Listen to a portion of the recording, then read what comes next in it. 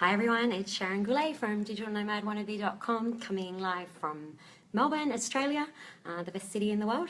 And I'm here to you today to talk about SEO, specifically forming your SEO strategy to gain traffic and have happy readers. So we've got a bit of a talk on this about the different types of SEO and about how you form a different strategy around each one.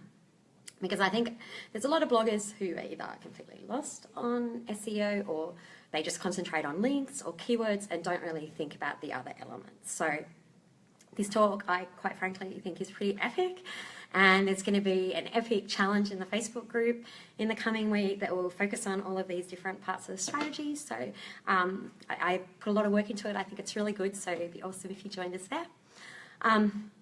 You'll have to forgive me a bit.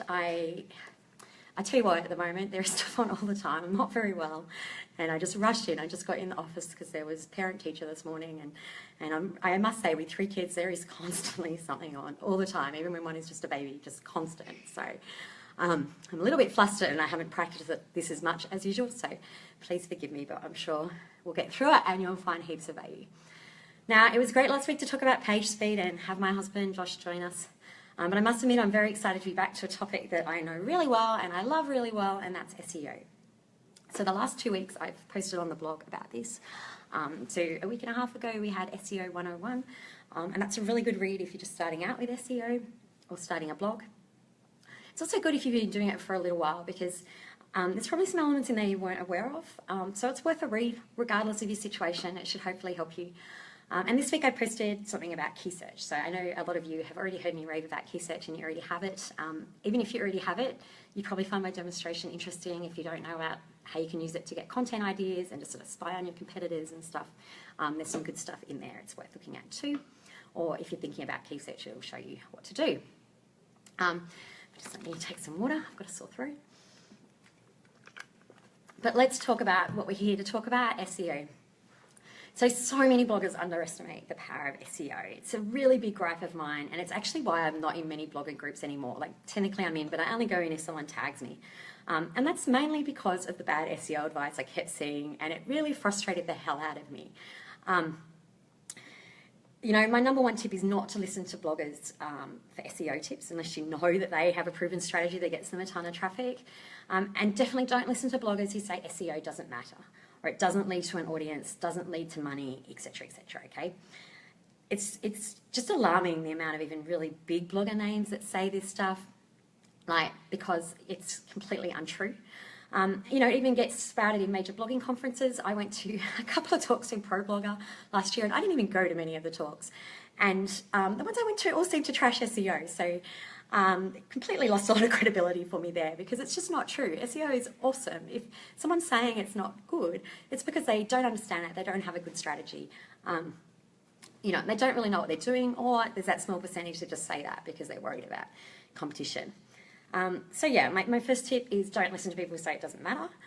Of course you can have a successful site without it, of course, right? You don't have to be great at SEO, but it is a really good way to get more readers, to get more traffic, to get more sales, like everything to your blog, make more money from affiliate marketing, okay? So people who think it doesn't matter, you've got to read my income report. It pretty much all comes from SEO. So yeah, only listen to advice from people who actually get traffic from SEO and actually know what they're talking about. And getting traffic doesn't just mean, oh yeah, they got a few thousand page views. If that's your aim for your blog, to get a few thousand page views a month, then that's who you go listen to, that's fine. If you want to go above that, then you need to listen to someone who's got it above that as well. But that's enough whinging. I just wanted to get that out because it is something that I hate, and it misleads a lot of people. So I just want to set that straight. So let's just go through some basics, and then I'll get really into the nitty-gritty of what should be in your strategy. So SEO, you know, it's search engine optimization. That's what it stands for. It's about trying to make your content as friendly as possible to search engines so that they rank you high, and, you know, when someone Googles, because we usually mean Google because it just gets so much more people searching than any other engine. When someone Googles for whatever they're Googling for, that your site comes up. So that's sort of your aim with search engine optimization. So it's important because it is just such a great way to get traffic. It really is. You can build a great business around SEO, no matter what some people tell you, because it brings really targeted traffic. So for example, like last night I posted a blog post on my travel blog. It's things to do in Taiping, okay, this place in Malaysia. Okay, I put it on my Facebook page and, I've got a bit of traction, but, most of my followers, they don't actually care about reading about typing right now. So they might go look because they find me interesting or whatever. But, that's not going to lead to an affiliate, like to someone booking a hotel or whatever else, So that sort of traffic doesn't really help my business very much.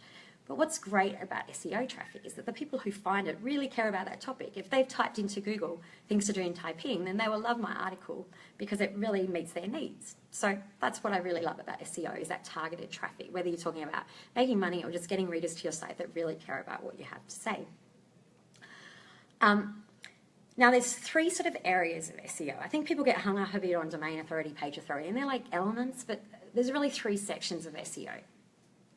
There's on-page SEO, on-site SEO, and off-site SEO. So today and in the challenge, we're going to talk about each of those three areas.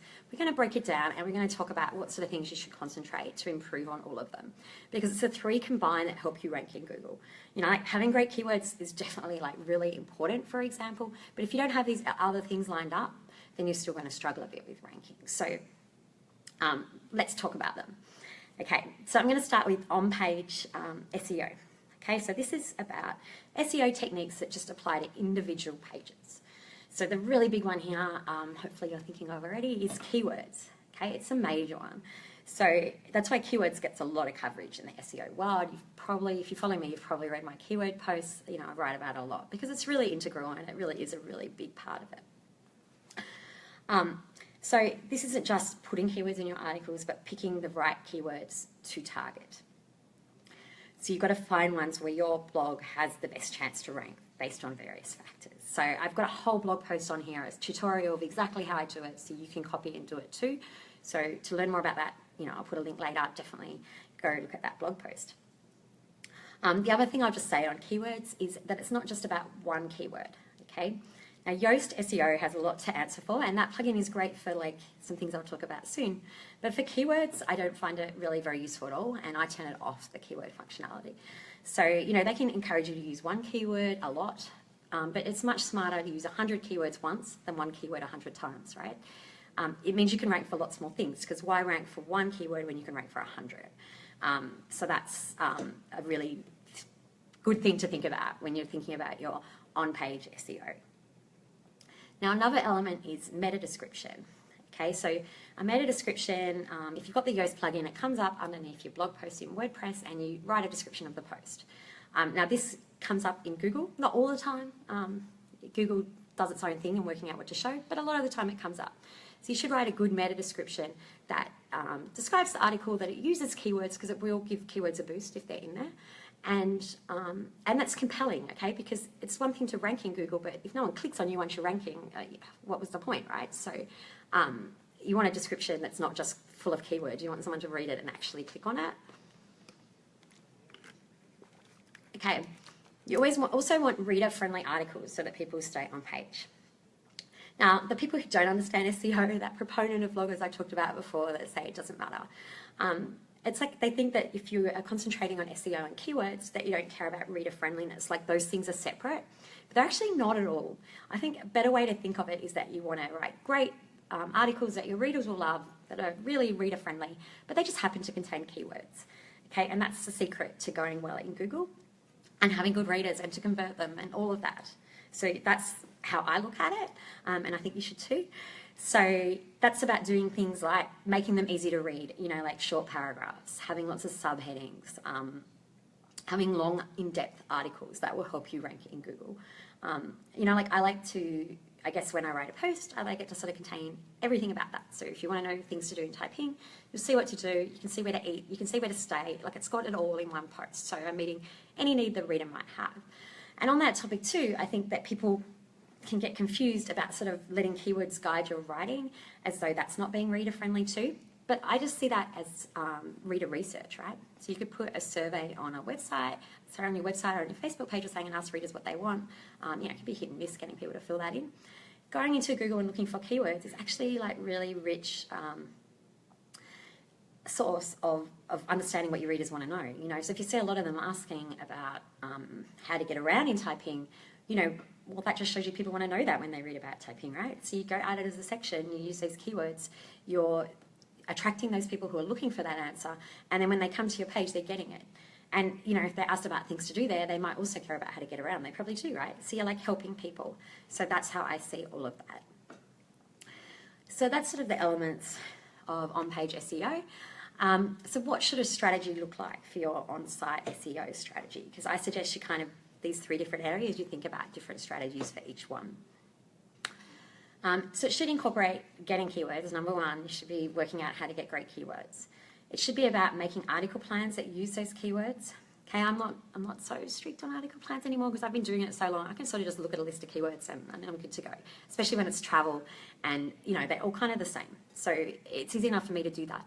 But when I started out, or if I build a new niche site, I build a big full-on like content plan for my article. So it'll have the subheadings, it'll have where I'm going to use the keywords, and it will plan it all out beforehand. And it does make writing it a lot quicker, so it's worth having that step, and it's the best way to use keywords effectively.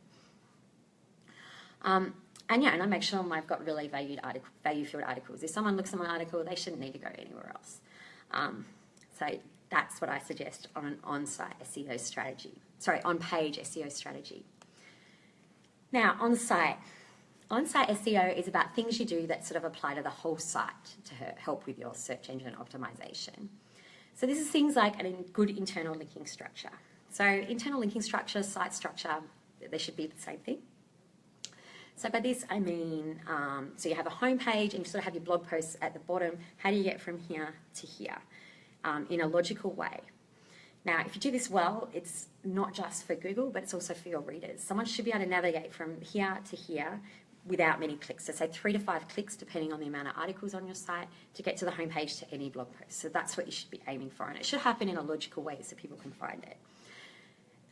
So yeah, as you'll keep hearing, really, like the things that you do that are great for SEO are also great for your readers. So it's better for them if you have a clear site structure that's implemented well on your site.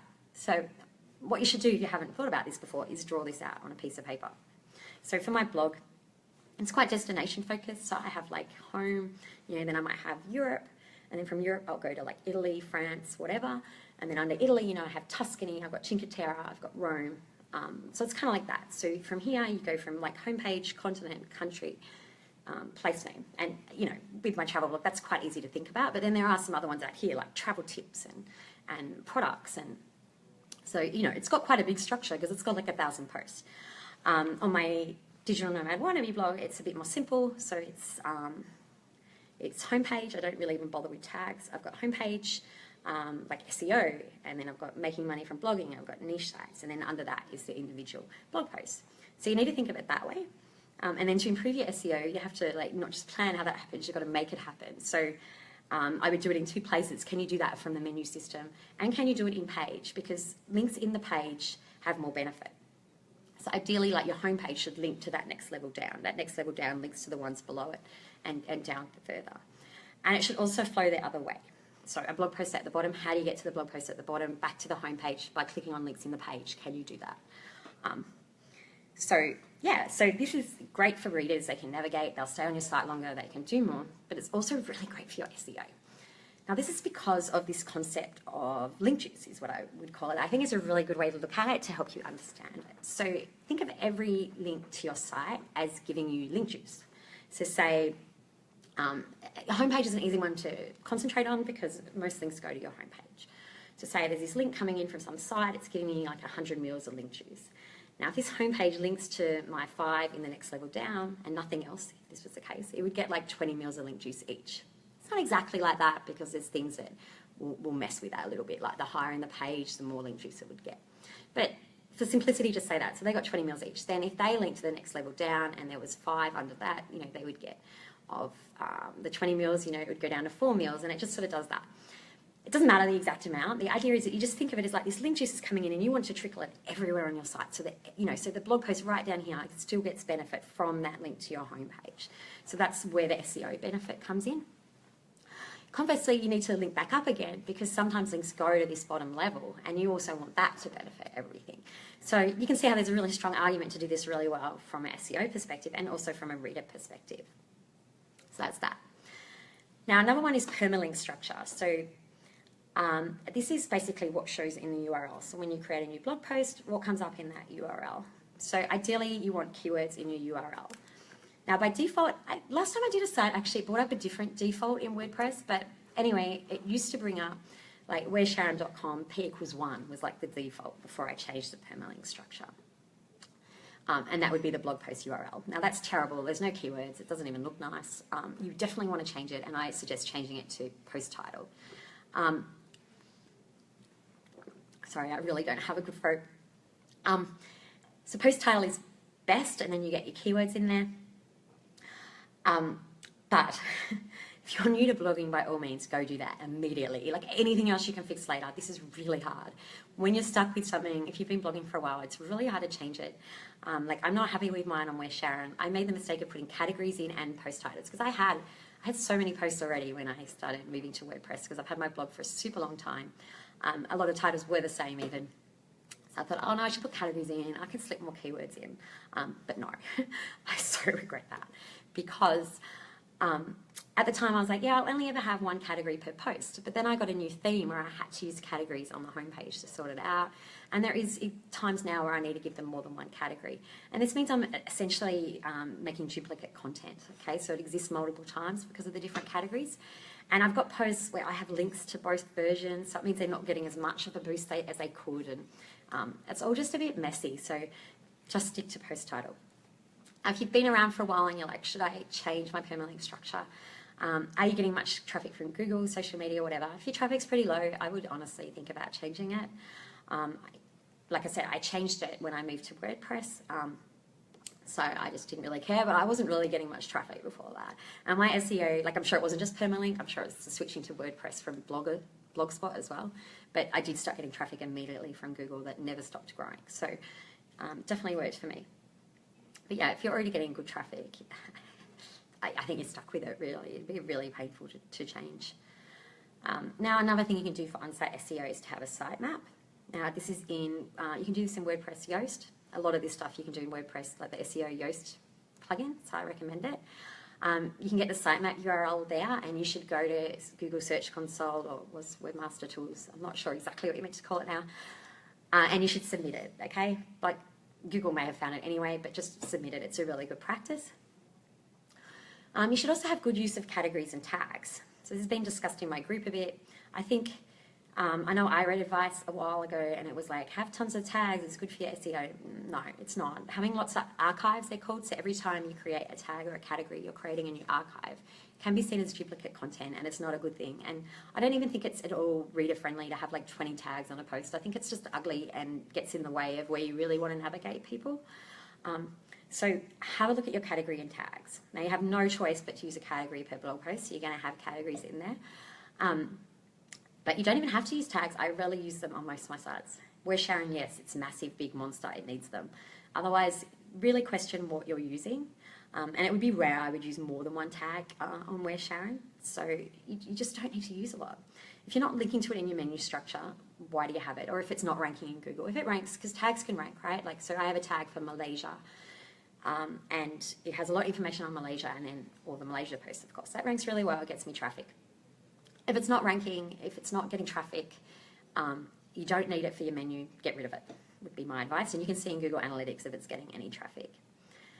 You should also get rid of other archives you don't need. So there's two big ones that I always get rid of because I don't need them. Your blog might be different, but think about it. One is the date archive. Does anyone really want to search from it by date, like to go back to May 2010 and see what you wrote then? Like maybe your mum, I don't know. I'm sure there's blogs where it is relevant, but if it's not for you, you can get rid of it in the Yoast plugin as well, just turn it off.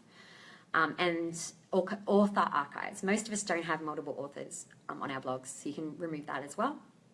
Even if you have multiple, does anyone really want to search that way? Like I want people looking at the destinations and searching more that way. So it doesn't matter. I don't think it should matter to them who wrote it, so I don't encourage navigation that way. So just something else to consider. And yeah, SEO Yoast. I love it for all these things. You can do them super easily. Just go look at their settings. You might find some really interesting stuff that will help with your on-site SEO. So what should a strategy look like for on-site SEO? It should definitely have like your structure of your site and how your internal linking is. So you should design it. If you look at my SEO 101 blog post, I'll link to it later. I've got like a great paper picture that I drew of a bit of my structure of word sharing. I mean, you don't have to get like proper software or whatever, just draw it on some paper. You just want to be clear that when you write a blog post, you know where it fits into that structure, and then you put links in it accordingly. And you also, once you draw it, you want to look at your website and make sure it's being implemented. Like, can people get to those blog posts from your homepage? Go try it yourself. Think of a random blog post. Can you get there in 3 to 5 clicks? See if you can do it in the menus. See if you can do it without even touching the menus. You know, as someone with a huge website, I definitely don't do this as well as I should, but you should always be thinking about it and at least going forward trying to do that. Or also you should definitely look at those blog posts that already rank well, that get links, that have good page authority, and think about making sure you've got lots of internal links in those as well, because it'll pass on that link juice. And if you're getting, you know, a few thousand people to a blog post a month, you know, you want to get them elsewhere in your site too, right? So make sure you're linking to blog posts and you're encouraging that. You also should go and look at your categories and tags, remove the ones you don't need, and have a plan of when you use them so that you are using them in the best way possible. And then there, of course, is just those other things that you can just go do as one-off jobs. So they don't really need to be in your ongoing strategy, but make sure you've got the sitemap in. Get rid of archives you don't need, like date archives. And if you're new to blogging, make sure that you have a good permalink structure.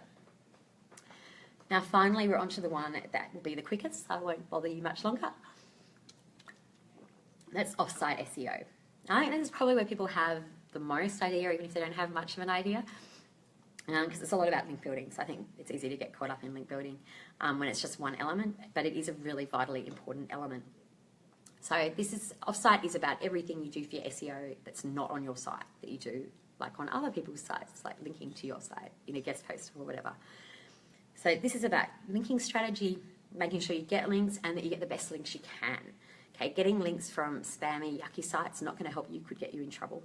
You want from as good quality as you can, but you know, if you've got a blogger friend who's only got a new blog and they link to you, that it's still good, right? Like, who doesn't want that? It just means more like low quality, as in like, you know, a low quality site when you see it, when there's like 1,000 spammy links all over it. Or like what happened to me in my negative SEO attack on one of my sites, where it was like 40,000 links from Russia or something ridiculous. You don't want that. But the better quality sites you can get, the better. So it is worth putting effort into trying to get those really powerful links. Like I was talking to someone the other night at Travel Massive, and they were saying, I don't know if they just worked this out themselves, or they read a study, and it was like the pages that rank in Google like long term, that don't dip in and out of the top 10, that stay there for years, are the ones that have the links from those high authority news sites. Like, just how powerful that can be for a blog link, right? So although it's great to just go do all these little short-term things, and if you sign up for my 7-day link building challenge, it'll be great to give you like a little kick in the bum and get you getting links, which are all good.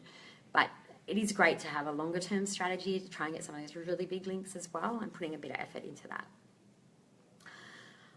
So yeah, your strategy for this is just a link building plan. And if you do the 7-day link building challenge, the last step is to make a plan. Now, it doesn't have to be complicated. It could be do a comment link per week, try and get a guest post per month, do a collab every fortnight, like just that, just to try and keep pushing yourself along.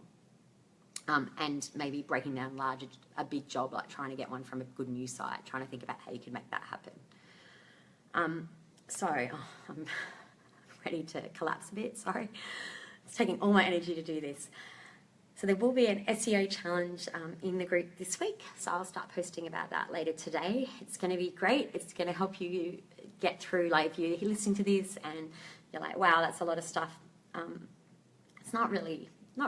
If you're already doing something about keywords and link building, it's not much extra to do the rest of this. And if you're not, then you really should start anyway. So do this challenge and give yourself a boost. Okay, now I just have some questions. At the moment I can see hello from Buenos Aires. Hi, Nestor, one of my favourite places. Doesn't look like anyone posted questions here. I hope that's because I haven't totally overwhelmed you. But I did get a couple of questions beforehand, so I will go look at them. From Amanda, what's the basic steps to take when trying to update and fix the SEO on older posts? How to evaluate what is already there and improve? Now, that's a great question, and I do have a blog post specifically on this. It's like my 10-minute tip to, get you more traffic or something like that. It's a really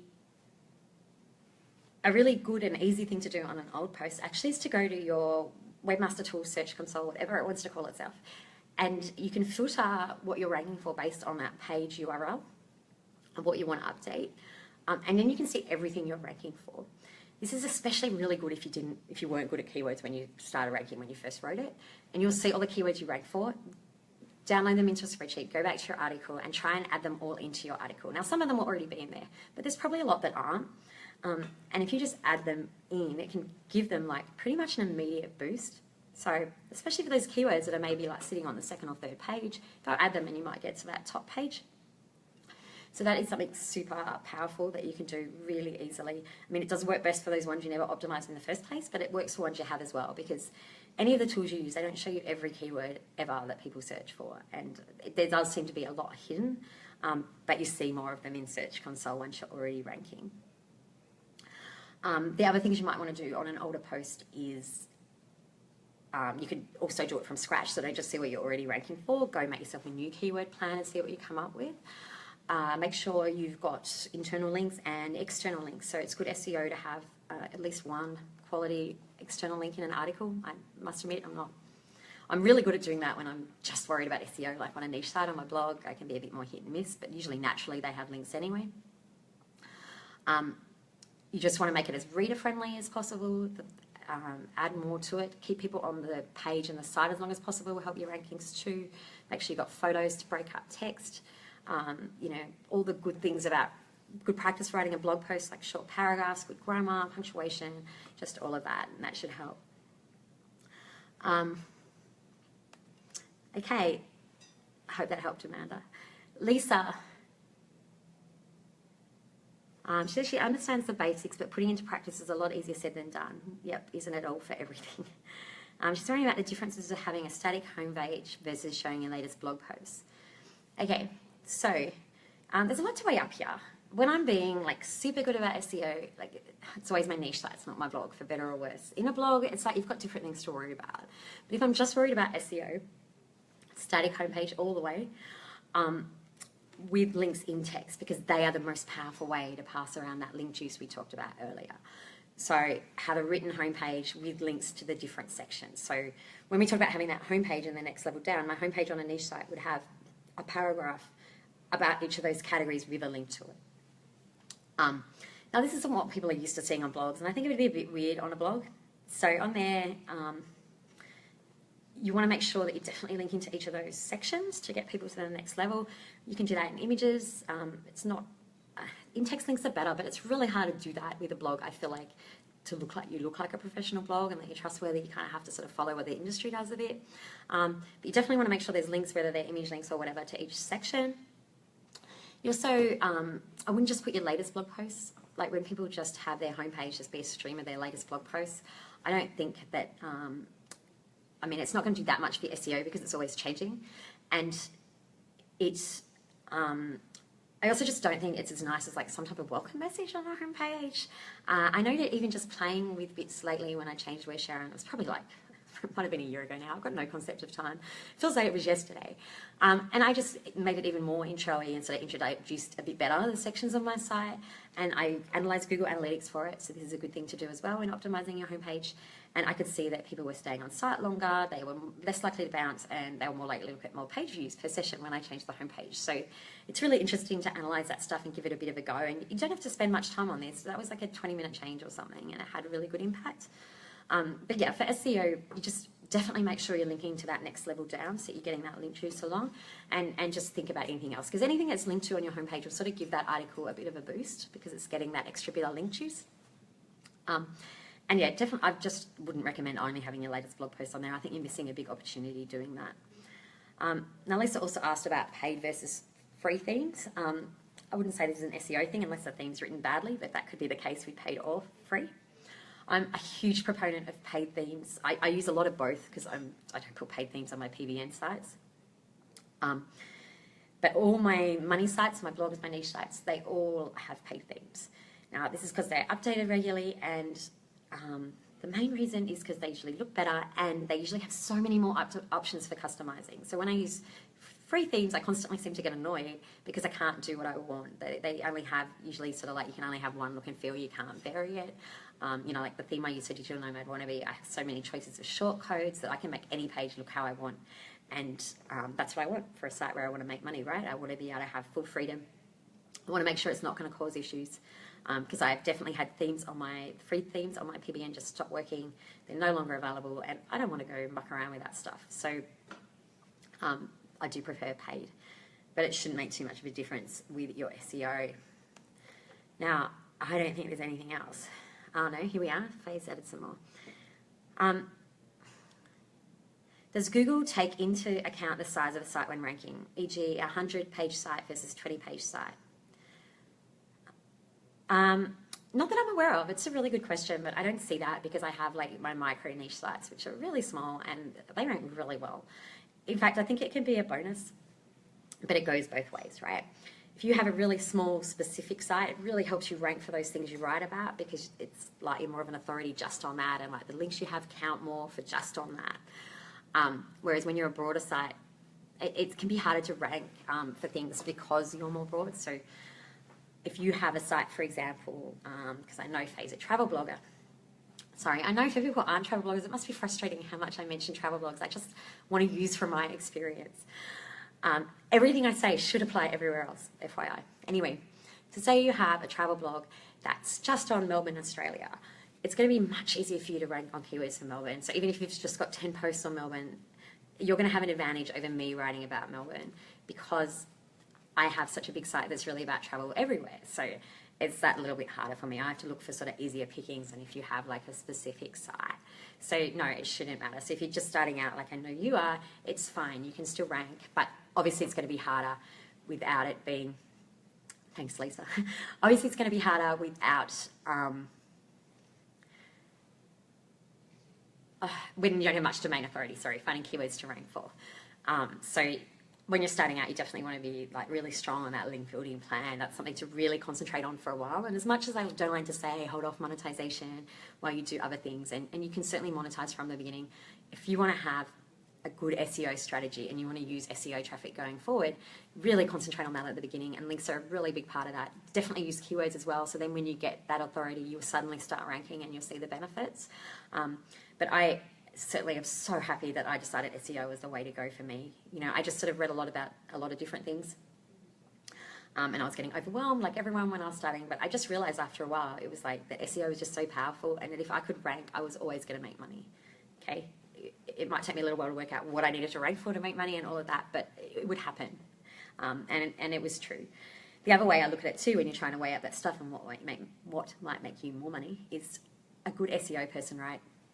Pretty much impossible to afford, because if they're good at SEO, they don't need to work for you, helping you with your SEO. And so those people from India writing to you, you should never work with them. Whereas to get someone to help you with your Facebook or your Twitter or whatever, it's much more affordable. So I think that sort of shows you the value there as well. But anyway, it's just my little love for SEO. I feel like I have to always promote it to bloggers because they underestimate it. Faye, question 2. Is there any SEO you should concentrate on more for ranking a new site, or just all of it? So I sort of talked about that a bit actually. I would all of it for sure, and something like permalink structure, like number one thing I would say of setting up a blog, even if you don't want to focus on SEO, like get your permalink structure right, because it's so horrible to change. I would concentrate more on link building than anything else with a new site, and just making sure that you've got good things in place, like that site structure we talked about, because it's much easier if you have it right from the beginning to make sure you always keep it right than like me, where mine's not as good as it could be on Where's Sharon. I've got 100, you know, what am I saying, 100, more like 1,000 blog posts. Like, it just becomes mission impossible and doesn't seem important enough to fix it properly because it would be so much effort. But if you start out well, you know, being set up from the beginning, it's going to help you a lot. And things like that, really, it doesn't take much time at all. Like, just read through the SEO 101 post and just try and do it all. But also, we will cover that in the challenge this week. And it's great to know, Lisa, that's not too frustrating when I go on about travel blogging. I'm very conscious that when I look in the group that we have going, that there's so many travel bloggers, and it's kind of a shame. I would like to attract more people, just because I don't care personally how many people in there. I don't have an ego like that, but just because I feel like this is so helpful for everybody. I'll just double check there's no more questions if anyone wants to write. I don't think there's any more there, but as always, obviously, I am happy to answer your questions. You can put them there. Definitely come on board and do the challenge. I'll just double check I can't see any on the page. This is the problem where I advertise it in multiple places. Okay, good. We're all good to go. Well, thank you for listening to me. If you stayed for like the whole 35 minutes, yay. And definitely come do the challenge and let's kick some SEO butt.